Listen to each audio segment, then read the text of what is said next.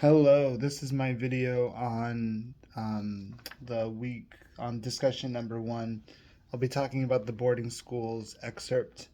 Um, it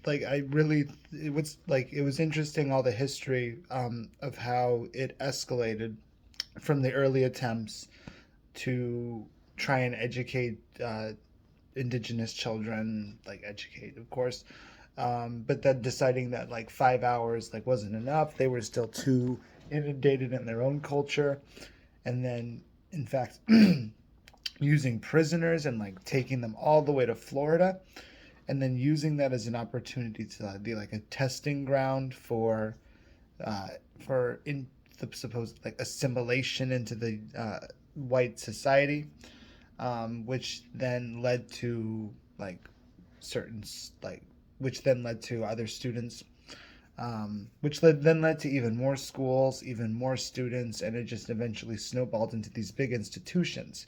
I was aware of that these institutions existed because we had read some Sherman Alexie in high school. I was aware that they would cut their hair, um, like look very different in photos. I was not aware of like the originations for how that begun. So that was really interesting to read about in this video.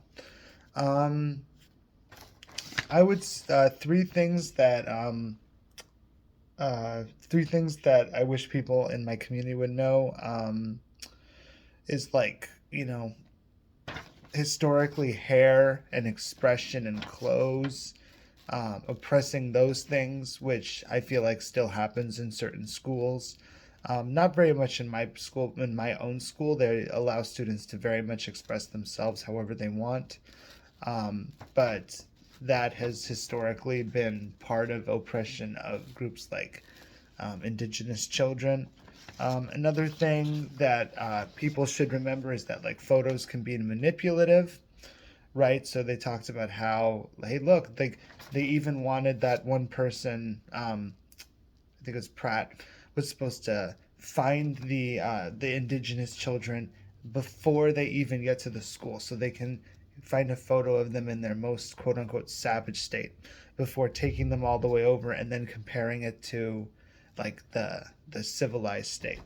So the people should be very cautious of how photos can be manipulative, basically. And then this talked about how like, oh yeah, um, I can't remember if it was Armstrong or Pratt on this moment, but they talked about how, oh, it's not about like racism and like we hate Native Americans, but it's about their culture and how we need to save them from themselves. And this is something that is still like this idea of like culture being the problem within a racial community is something that definitely is still talked about in the 21st century, like black culture, for example, how there's not enough black fathers is an example of that. So people should think about the history of culture, in terms of how it was used to justify indigenous genocide. So overall, I thought the reading was really interesting. Like I learned a lot about the history of how those schools escalated and how prisoners were used for testing, and yikes. But yeah, anyway, thank you.